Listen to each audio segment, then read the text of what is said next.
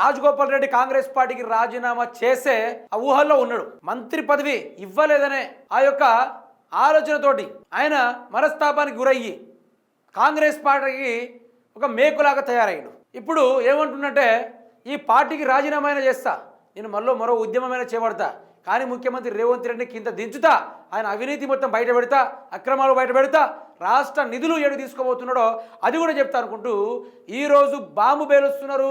BRS party నుంచి అందరూ వెళ్ళిపోతున్నారని చెప్తున్న ఈ యొక్క కాంగ్రెస్ పార్టీకి ధీటుగా ఒక రాజగోపాల్ రెడ్డి లాంటి వాడు తగిలిండు.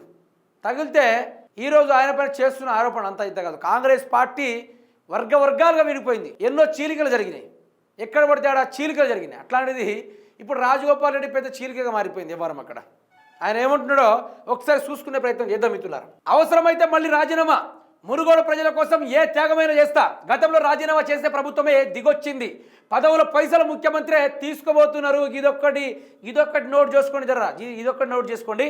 మంత్రి పదవి ఇస్తానని హామీ ఇచ్చారు, ఇక వారి ఇష్టం. ఎమ్మెల్యే కోమటిరెడ్డి రాజగోపాల్ రెడ్డి వ్యాఖ్యలు. ఇక ఈయనేమంటాడు చూద్దాం. మా తమ్ముడికి మంత్రి పదవి హామీ నాకు తెలియదు, మంత్రి పదవి ఇచ్చే స్థాయిలో నేను లేను, మంత్రి వెంకటరెడ్డి కోమటిరెడ్డి గారు అన్నాడు. ఇప్పుడు ఇక్కడ ఏమంటుండ్రు రాజగోపాల్ రెడ్డి అంటే, అవసరమైతే మళ్ళీ రాజీనామా చేస్తాయి కాంగ్రెస్కి, మళ్ళీ రాజీనామా చేసి బీజేపీలోకి వెళ్ళిపోతా. వినండి, మునుగోడు ప్రజల కోసం ఏ త్యాగమైనా చేస్తాం. విన్నారా? ఇప్పుడు ఇంత గొప్ప మాటలు ఎందుకు బయటకు వస్తున్నాయి? మునుగోడు ప్రజల్ని డెవలప్ చేసే ముచ్చట్లు ఎందుకు గుర్తు రావట్లేదు? సమస్యలపైన ఎందుకు గుర్తు రావట్లేదు? రాజగోపాల్ రెడ్డి గారికి మంత్రి పదవి ఇవ్వలేదు, మంత్రి పదవి ఇవ్వలేదు కాబట్టి నిద్ర కూడా రావడం లేదు.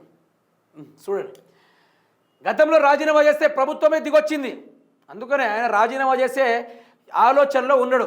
ఆయన గతంలోనే అన్నాడు, ఏది పీసీసీ చీఫ్ పేమెంట్ కోటాలు తీసుకొచ్చిన ముఖ్యమంత్రి రేవంత్ రెడ్డి గారు అప్పుడే ఈయన అన్నాడు, ఎవరైనా ఎక్కువ చేస్తే పండబెట్టి తొక్కుతా అని రేవంత్ రెడ్డి అనగానే, నువ్వు ఉన్నదే 3 ఫీట్లు, నువ్వు ఎక్కువ చేస్తే నిన్ను పండబెట్టి దొక్కుతా, నీ కింద ఏదైనా మేము పనిచేసాడు అనుకుంటూ రాజగోపాల్ రెడ్డి గారు రేవంత్ రెడ్డి గారిని అప్పుడు చెప్పారు. ఆ కాలంలో, వెనకటి కాలంలో.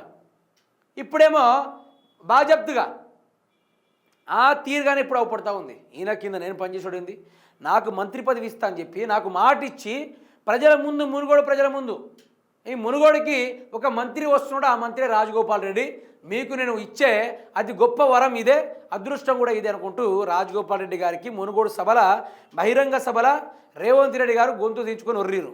కానీ ఇప్పుడు మంత్రి పదవి ఇచ్చే స్థాయిలో ఆయన లేడు. ఆయన కుర్చీ కాపాడుకోవడానికే కింద మీద అవుతుండు. అయితే ఇప్పుడు రాజగోపాల్ రెడ్డి రాజీనామా చేస్తా.